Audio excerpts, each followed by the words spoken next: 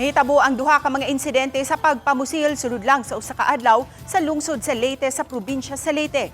Padayong giimbestigahan sa kapulisan ang insidente ni atong February 18 aron matumbok ang mga sospek. Ang unang insidente nahitabo sa barangay Salog pasado alas 5 sa hapon.